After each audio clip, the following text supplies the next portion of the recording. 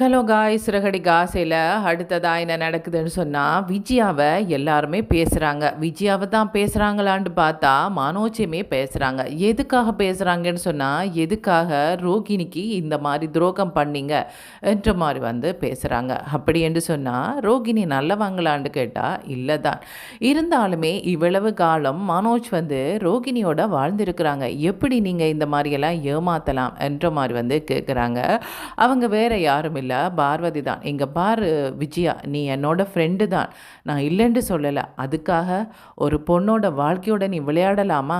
சொல்லு பார்க்கலாம் என்ற மாதிரி சொல்கிறாங்க. என்ன பார்வதி, நீ எனக்கு ஃப்ரெண்டா அல்லது அந்த பாலர்காரிக்கு ஃப்ரெண்டா?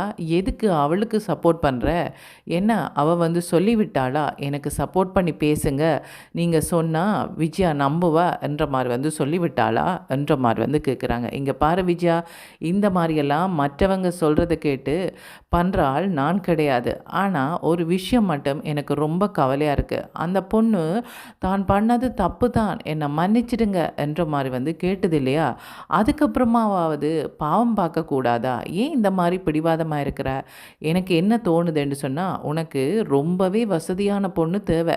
அதனால தான் ரோகிணியை திரத்தி விட்டுட்டு நல்ல ஒரு வசதியான பொண்ணாக பார்த்து மனோஜுக்கு கல்யாணம் பண்ணி வைக்கலாமன்ட்டு பார்க்குற. ஆனால் அந்த பொண்ணுக்கு மனோஜை பிடிக்கணுமே, அதை பற்றியெல்லாம் நீ யோசிக்கவே மாட்ட என்ற மாதிரி சொல்கிறாங்க. என்ன பேசிகிட்ருக்கிற? மனோஜ் பெரிய ஒரு தொழிலதிபர். அவனை கல்யாணம் பண்ணுறதுக்கு நிறைய பேர் வருவாங்க. நீ நினைக்கிற மாதிரி அவனுக்கு பொண்ணு கிடைக்காமலாம் கிடையாது. அவனுக்கு இனிமேல் டிவோர்ஸ் ஆகலை. அதுதான் இப்போ எங்களுக்கு பெரிய பிரச்சனையாக இருக்குது என்ற மாதிரி சொல்கிறாங்க. என்ன விஜயா, டிவோர்ஸ் ஆகினா உடனே கல்யாணம் நடக்குமெண்டே நினைக்கிறியா? அப்புறமா தான் மனோஜுக்கும் சரி உனக்கும் சரி தெரியும் எதுக்கடா டிவோர்ஸ் எடுத்தவன்னு சொல்லி. மனோஜ் அப்புறமா தான் உன்னை ஏசுவேன், என்னுடைய வாழ்க்கையை நீங்கள் நாசமாக்கிட்டீங்கன்னு சொல்லி. அப்புறம் என்ன பண்ணுவேன் என்ற மாதிரி கேட்குறாங்க. அந்த மாதிரியெல்லாம் மனோஜ் கேட்கவே மாட்டான். நீ எதுக்கு இப்படியெல்லாம் கவலைப்படுறேன்ட்டு தான் எனக்கு தெரியலை. நீ பேசாமல் ஃபோனை வை என்ற மாதிரி சொல்கிறாங்க. விஜயா, எங்கே பாரு, இன்னொரு தடவை யோசனை பண்ணி பாரு.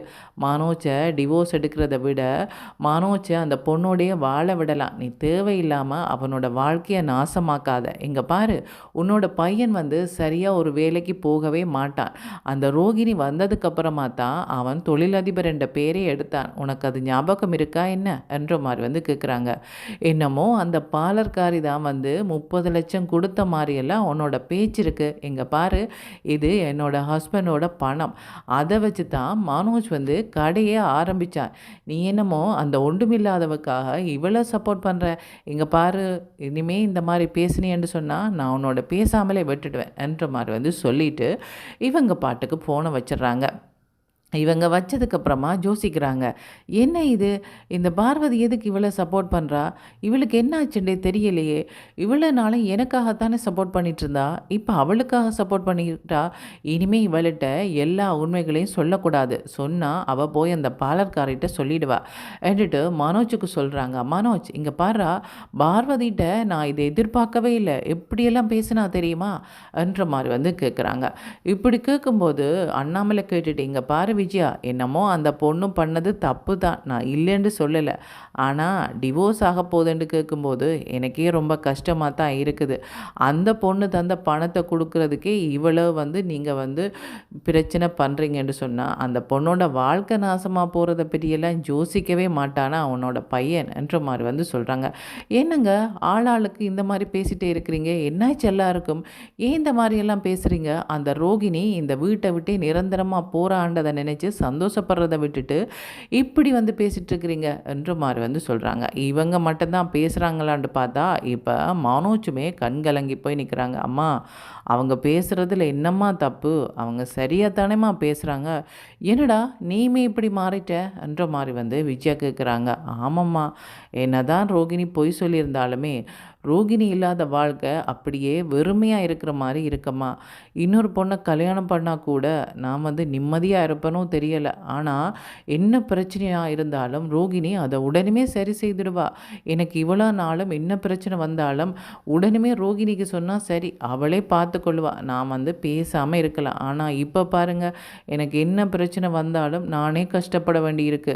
எனக்கு ஒரு 5 லட்சம் வாங்குறதே எவ்வளோ கஷ்டமாக இருக்குது தெரியுமா? இதுவே ரோகிணி பக்கத்தில் இருந்தால் உடனே எங்கேயாவது கடன் வாங்கி எனக்கு கொண்டு வந்து தந்துடுவா. ஆமாம், இப்படியே கடன் வாங்கி உன்னை கடனாளி ஆக்கிட்டு அவள் விட்டுட்டு போயிடுவா. அப்புறமா நீ நடுத்தரவில் நிற்க வேண்டியதான். அந்த முத்து மீனா பாரு, ஒரு டிரைவராக இருந்தான், அவளுமே ஒரு பூ கட்டுறவளாக இருந்தா. இப்போ பாரு, அவங்கள தேடி எத்தனை பேர் வராங்க, எந்த பெரிய இடத்துக்கு அவன் போகிறான். ஆனால் உன்னால் போக முடியலை. பேருக்கு தான் நீ தொழிலதிபர்ன்னு சொல்லிகிட்ருக்குற. நானுமே உனக்கு கல்யாணம் ஆகணுமென்றதுக்காக இதை பெருமையாக வர சொல்லிகிட்ருக்கிறேன் என்ற மாதிரி வந்து சொல்கிறாங்க. அம்மா, நான் ஒன்று சொன்னால் கேட்பீங்களா என்ற மாதிரி வந்து மனோஜ் சொல்கிறாங்க. என்னடா என்ன சொல்லு என்ற மாதிரி வந்து கேட்குறாங்க. இல்லைம்மா, நாங்கள் பேசாமல் டிவோர்ஸ் எடுக்காமல் விட்டால் என்ன என்ற மாதிரி வந்து சொல்கிறாங்க. ஆமாம், டிவோர்ஸ் எடுக்காமல் விட்டால் இப்படியே கோர்ட்டுக்கு போயிட்டுருக்கு சொல்கிறியா? இல்லைம்மா, பேசாமல் கேஸை வாபஸ் வாங்கிடலாமா? பாமம்மா ரோகிணி ரொம்பவே கவலைப்படுறா. நான் இல்லாமல் என்னால் இருக்கவே முடியாதுன்னு சொல்கிறா. அப்படித்தானேம்மா எனக்கும் இருக்கும் என்ற மாதிரி வந்து சொல்கிறாங்க. என்னடா இப்படியெல்லாம் பேசுகிற? இவ்வளோ கஷ்டப்பட்டு கோர்ட்டுக்கு போய் அவமானப்பட்டு அவள் 5 லட்சத்தை தான் அப்புறமா தான் நான் சைன் பண்ணுவேன்டெல்லாம் சொன்னால், இப்போ 5 லட்சம் கிடைச்சிடுதுன்னொன்னே என்ன உன்னை மயக்கிற மாதிரி பேசிகிட்டு இருக்கிறாடா? எங்கே போகிறான் அந்த பாலர்காரி? நான் பேசுகிறேன் அவளோட என்ற மாதிரி வந்து சொல்கிறாங்க. அம்மா அம்மா, நீங்கள் எதுவுமே பேச வேண்டாம், விட்டுடுங்க, நானே பார்த்துக்கொள்கிறேன் என்ற மாதிரி வந்து சொல்கிறாங்க. இங்கே பாரு மனோஜ், இனிமேல் அவளோட பேசுகிறத நிறுத்து. லோயர்கிட்ட போய் இந்த விஷயமெல்லாம் சொல்லலாம், அவங்களே பார்த்து கொள்வாங்க என்ற மாதிரி வந்து சொல்கிறாங்க.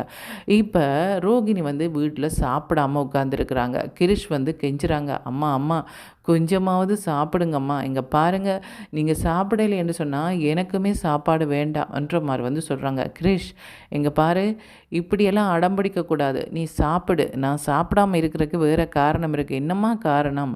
என்னை விட உங்களுக்கு என்னம்மா முக்கியமான விஷயம் இருக்குது? எதை பற்றியம்மா யோசிச்சுட்ருக்குறீங்க? அந்த மனோஜை பற்றி தான் யோசிச்சுட்ருக்குறீங்களா? அவங்க தான் உங்களை ஏமாற்றிட்டு போயிட்டாங்களே, அப்புறமா எதுக்கம்மா அந்த அங்கிளை பற்றி யோசிச்சுட்ருக்குறீங்க? விட்டுடுங்கம்மா என்ற மாதிரி வந்து சொல்கிறாங்க. எங்கே பாரு கிரிஷ், இந்த விஷயத்தில் நீ தலையிடாத, நீ போய் படி பார்க்கலாம், நீ சாப்பிட்டா தானே, போய் படி பார்க்கலான்ற மாதிரி வந்து சொல்கிறாங்க. அப்படி இருக்கும்போது ரோகிணியோட அம்மா சொல்கிறாங்க. எதுக்கடி கிரிஷை வந்து திட்டுற? உன்னோட கோவத்தை எதுக்கு அவன் மேலே காட்டுற? அவனோட நல்லதுக்கு தானே சொல்கிறான். நீ சாப்பிடாமல் இருந்தால் அவனுக்கு தானே கஷ்டமாக இருக்கும். உன்னை பற்றி அந்த மனோஜா சிந்திச்சிட்ருப்பான். நீ சாப்பிடலான்னு அவன் யோசிப்பானா? நீ கவலைப்பட வேண்டிய தெரிஞ்சே தானே நான் டிவோர்ஸ் எடுக்க போகிறேன்னு சொல்லிட்டு இருக்கிறான். இதுக்கப்புறமா எதுக்கடி அவனை பற்றியெல்லாம் யோசிச்சுட்ருக்கிற என்ற மாதிரி வந்து சொல்கிறாங்க. அம்மா, என்னம்மா நீயுமே என்னை கஷ்டப்படுத்தி பார்க்குற? எனக்கு மனோஜை விட்டால் வாழ்க்கையே இல்லை. எனக்கு மனோஜ் கண்டிப்பாக வேணும். மனோஜை நான் டிவோர்ஸ் எடுக்கவே மாட்டேன் என்ற மாதிரி வந்து சொல்கிறாங்க. அதை நீ சொன்னால் காணுமா? அவங்களுமே யோசிக்கணுமே. அவங்க இவ்வளோ தூரத்துக்கு போயிட்டாங்க, அப்புறமா எப்படி இதை பற்றியெல்லாம் பேசுகிறது? இதுக்கு தான் நான் சொன்னேன், அந்த முத்து மீனாவோட கொஞ்சம் நல்ல மாதிரி பழகு, அவங்க ஒரு ஆபத்தில் உதவக்கூடியவங்கன்னு சொல்லி. ஆனால் நீ கேட்கவே இல்லை. அவங்ககிட்ட சொல்லவே கூடாது, அவங்கள மதிக்கவே கூடாது, அவங்கள ஒரு ஆளாகவே நீ நடத்தலை. இப்போ எப்படியடி போய் அவங்கள்ட்ட ஹெல்ப் கேட்குறது என்ற மாதிரி வந்து சொல்கிறாங்க. ஆமாம்மா, நீ சொல்கிறது சரிதான். முத்து கொஞ்சம் கோவக்காரன் தான், ஆனால் இந்த விஷயத்தில் கொஞ்சம் இறக்கப்படக்கூடியதான் தான். அவனோட பேசி பார்த்தா என்ன, நீ பேசுகிறியா என்ற மாதிரி வந்து சொல்கிறாங்க. எனக்கு முத்துவோட நம்பர் கூட இல்லை. நீ தான் சொன்னி அவங்களுக்கு ஃபோன் பண்ணக்கூடாது, அவங்களோட பேசக்கூடாது, அவங்கள வீட்டுக்கு கூப்பிடக்கூடாதுன்னு நீ தானே சொன்ன. அதனால் நான் அவங்களோட ஃபோன் நம்பரை கூட தொலைச்சிட்டேன். என்கிட்ட நம்பரே கிடையாது. இப்போ என்ன பண்ணுறேன்னு தெரியலை என்ற மாதிரி வந்து சொல்லும்போது கிரிஷ் சொல்கிறாங்க. அம்மா, இங்கே பாருங்கள், முத்து அங்கிளோட நம்பர் தானே என்னட்டே இருக்குது, நான் பேசட்டா என்ற மாதிரி வந்து கேட்குறாங்க. கிரிஷ், நீ பேசி அப்புறமா அவங்க ஏதாவது சொல்லிட்டாங்கன்னு சொன்னால் உனக்கு ரொம்ப கஷ்டமாயிடுமடா, வேண்டாமடான்ற மாதிரி வந்து சொல்கிறாங்க. இல்லை இல்லை, முத்து அங்கிள் என்னில் ரொம்பவே பாசமானவங்க, நான் சொன்னால் கொஞ்சமாவது அவங்க கேட்பாங்க என்ற மாதிரி வந்து சொல்லிவிட்டு முத்துக்கு வந்து கிரிஷ் வந்து கால் பண்ணுறாங்க. என்ன மீனா, கிரிஷ் வந்து ஃபோன் பண்ணுறான். என்னாச்சு? ஏதாவது ஸ்கூலில் பிரச்சனையா? என்னங்க இப்போ இந்த நேரத்தில் என்ன ஸ்கூலில் பிரச்சனை இருக்க போகுது என்ற மாதிரி வந்து கேட்குறாங்க. இல்லை, சாயந்தரம் சொல்லலாம்னு நினச்சிருக்கலாம் தானே, ஆன்சர் பண்ணட்டா என்ற மாதிரி வந்து கேட்குறாங்க. ஆமாங்க, ஆன்சர் பண்ணுங்க என்ற மாதிரி வந்து சொல்லும்போது முத்து சரி என்று சொல்லி ஆன்சர் பண்ணுறாங்க. கிரிஷ், என்னப்பா என்னாச்சு, எதுக்கு ஃபோன் பண்ணன்ற மாதிரி வந்து கேட்குறாங்க. அங்கிள், நான் ஒரு விஷயம் சொல்லுவேன் கேட்பீங்களா? இந்த வீட்டில் நிம்மதியே இல்லை. சரியாக யாரும் சாப்பிட்றதும் இல்லை, சரியாக யாரும் தூங்குறதும் இல்லை. எப்போ பார்த்தாலும் அழுதுகிட்டே இருக்கிறாங்க. இதை பார்த்து நானுமே அழுதுட்டு தான் இருக்கிறேன். எனக்கு ஒரு ஹெல்ப் பண்ணுவீங்களா என்ற மாதிரி வந்து கேட்குறாங்க. என்னடா உனக்கு என்ன ஹெல்ப் தேவை சொல்லு, என்னால் முடிஞ்சதை பண்ணுறேன் என்ற மாதிரி வந்து சொல்கிறாங்க. உங்களால் கண்டிப்பாக முடியும், உங்களால் முடியாத விஷயத்த நான் கேட்கவே மாட்டேன் என்ற மாதிரி வந்து சொல்கிறாங்க. என்ன விஷயம் கேட்க போகிற? என்ன உனக்கு படிக்கிறதுக்கு பணம் ஏதாவது தேவையா? இல்லை இல்லை, அதெல்லாம் தேவையில்லை. அம்மா சாப்பிடாம இருக்கிறாங்க, அழுதுகிட்டே இருக்கிறாங்க. இதுக்கெல்லாம் காரணம் அந்த மனோஜங்கள் தானே, உங்களோட அண்ணன் தானே. அவங்கள்ட்ட பேச மாட்டிங்களா? அம்மாவோட பேச சொல்லுங்கள். அம்மாவோட பேசினா அம்மா சாப்பிடுவாங்க. அவங்க அம்மாவை வேண்டாமண்டு முடிவெடுத்துட்டாங்களாமே, அம்மா அதுதான் அழுகிறாங்க என்ற மாதிரி வந்து சொல்கிறாங்க. இதை கேட்டோன்னே மீனா வந்து ஃபோனை வாங்கி, கிரேஷ், இதை பற்றியெல்லாம் நீ கவலைப்படாத, அது அவங்க பார்த்துக்கொள்ளுவாங்க. நீ படிக்கிற வேலையை பாரு. எப்படி ஆண்டி எனக்கு படிப்பு இப்படி அம்மா அழுதுட்டு இருக்கும்போது நான் படிக்க முடியுமா? நீங்கள் ஒருக்கா வீட்டுக்கு வாரீங்களா என்ற மாதிரி வந்து கேட்குறாங்க. சரி நான் வாரேன், நீ ஃபோனை வை என்ற மாதிரி வந்து சொல்லிட்டு, என்னங்க கிரிஷ் இவ்வளோ தூரம் கேட்கும்போது எப்படி போகாமல் இருக்கிறது? மீனா, அவன் சின்ன பையன், அவனுக்கு தெரியாது அவனோட அம்மா பற்றி, அவன் என்ன மாதிரியான ஃப்ராடுத்தனம் பண்ணியிருக்கிறான்னு தெரியாது. ஆனால் நாங்கள் அங்கே போனால் தெரிஞ்சால் இங்கே வீட்டில் எவ்வளோ பிரச்சனையாகும் தெரியுமா? அம்மா ஏற்கனவே பயங்கர கோவத்தில் இருக்கிறாங்க. மனோஜ் என்ன சொல்லுவான், நான் டிவோர்ஸ் எடுக்க போகிறேன்னு தெரிஞ்சோன்னா முத்து போய் அதை எல்லாத்தையும் வந்து நாசமாக்கிட்டு போயிட்டான். இப்போ எனக்கு வந்து பிரச்சனையாக இருக்குன்னு சொல்லுவான். எங்களால் தான் இது நடந்தேன்னு சொல்லுவான் என்ற மாதிரி வந்து சொல்கிறாங்க. பரவாயில்லைங்க, கிரிஷுக்காவதாவது போயிட்டு வரலாமே என்ற மாதிரி வந்து சொல்லிவிட்டு, சரி வீட்டில் சொல்ல வேண்டாம், சொல்லாமல் போயிட்டு வரலாம் வேண்டிட்டு முத்து மீனாம் என்ன பண்ணுறாங்கன்னு சொன்னால், கிறிஷை சந்திக்கிறதுக்காக இங்கே ரோகிணி வீட்டுக்கு வராங்க.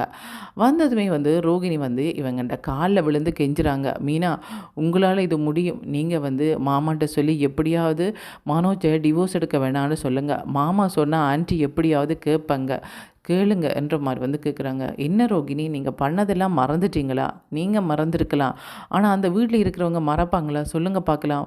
உங்களுக்கு எத்தனை தடவை அட்வைஸ் பண்ணியிருக்கிறேன், எத்தனை தடவை இந்த மாதிரி சொல்லாதீங்க, இந்த மாதிரி பண்ணாதீங்கன்னு சொல்லியிருக்கிறேன். ஆனால் நீங்கள் வந்து கேட்கவே இல்லை. இவ யாரை சொல்கிறது, இவளுக்கு அந்த வீட்டில் மரியாதை இல்லை, அப்புறமா இவ சொல்கிறதெல்லாம் நான் கேட்கணுமான்னு தான் உங்களோட நினைப்பு.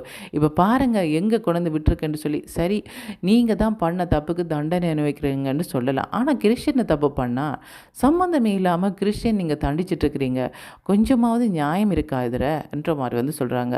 அப்படி சொல்லும்போது மீனாட்ட வந்து ரோகிணின்ற அம்மாவே கேட்குறாங்க, மீனா எனக்காக மீனா உன்னோட மாமனார்கிட்ட இதை பற்றி பேசு என்ற மாதிரி வந்து சொல்கிறாங்க. நான் சரி பேசி பார்க்குறேன், ஆனால் இவங்க இதுக்கப்புறமா இப்படி தான் இருப்பாங்களா அல்லது திருந்துவங்களான்றது யாருக்கு தெரியும்? அப்புறமா எங்களை வீட்டை விட்டு அனுப்பிடுவாங்க. நீங்கள் நினச்சிட்ருக்கிற மாதிரி இல்லை எங்களோட அத்தை. அவங்க யாராவது வந்து துரோகம் பண்ணால் மன்னிக்கவே மாட்டாங்க. அவங்க இப்படி பண்ணிட்டாங்கன்ட்டு அதே மனசில் வச்சு ரொம்ப வந்து வேதனைப்படுவாங்க, ரொம்ப கோவப்படுவாங்க. சிந்தாமணிக்கு நடந்தது தெரியுமா? சிந்தாமணியோட பொண்ணு கல்யாணம் பண்ணதோடனே அவங்களுக்கு எங்களை பிடிக்காதுன்னு சிந்தாமணியோட பொண்ணோட வாழ்க்கை நாசமாக போச்சுன்னு நினச்சி அவங்க எவ்வளோ சந்தோஷப்பட்டாங்க தெரியுமா என்ற மாதிரி வந்து சொல்கிறாங்க. என்ன மீனா சொல்கிறீங்க? உங்களோட தம்பியை தானே அவங்க கல்யாணம் பண்ணாங்க. ஆமாம், அவங்களுக்கு என்ன பிடிக்காததான், ஆனால் சிந்தாமணியோட பொண்ணோட வாழ்க்கை நாசமாக போகுது என்று நினச்சி அவங்களுக்கு ஒரு சந்தோஷம். இப்படிப்பட்டவங்க உங்களை விட்டு வைப்பாங்களா? சரி, நீங்கள் கேட்குறீங்க, ரொம்ப வந்து கஷ்டப்படுறீங்க என்றதுக்காக நான் இதை பண்ணலை, கிறிஷுக்காக இதை பண்ண நினைக்கிறேன். இதை போய் மாமாவோட பேசுகிறேன், அவங்க எடுக்கிற முடிவு தான், அப்புறமா என்ன நடந்தாலும் அதுக்கு நாங்கள் பொறுப்பில்லை என்ற மாதிரி வந்து சொல்கிறாங்க. சரி மீனா, எனக்கு அந்த உதவியை மட்டும் பண்ணுங்க என்ற மாதிரி வந்து சொல்கிறாங்க. இதுக்கப்புறமா மீனா முத்து வந்து அண்ணாமலையிட்ட பேசுகிறாங்க. அந்த பாலர்கார பொண்ணு ரொம்ப வந்து மோசமான பொண்ணு தான், இல்லைன்ட்டு இல்லை, ஆனால் தனக்கு மனோஜ் தான் வேணுமென்று ஒரேபடியாக நிற்கிறாங்க. அவங்களுக்காக நாங்கள் ஒன்றும் அப்பா உங்களோட வந்து பேசலை. கிரிஷ் பாவம் ரொம்பவே கவலைப்படுறான். தன்னுடைய அம்மா வந்து சாப்பிடாமல் இருக்கிறாங்க, தன்னாலே சாப்பிட முடியலை, படிக்க முடியலைன்ற மாதிரி வந்து சொல்கிறான். அவனுக்காக கொஞ்சம் இறங்கக்கூடாதான்னு தான் பார்க்குறோம். ஆனால் இந்த முடிவு எடுக்க வேண்டியது மனோஜ் தான், நாங்கள் கிடையாது. இதை பற்றி நீங்கள் மனோஜோட பேசுவீங்களா, அம்மாவோட பேசுவீங்களா என்ற மாதிரி வந்து முத்து கேட்குறாங்க.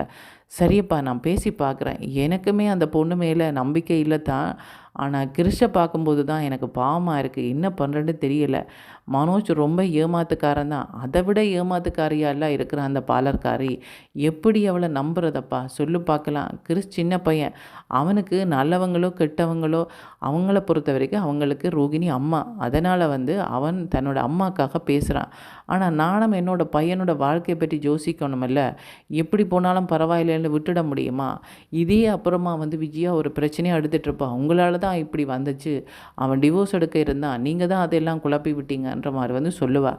இருந்தாலும் இத பற்றி கொஞ்சம் யோசிப்போமப்பான்ற மாரி சொல்றாங்க. சரியப்பா யோசிச்சு அவங்களோட இத பற்றி பேசினா நல்லா இருக்கும்னு நினைக்கிறேன்.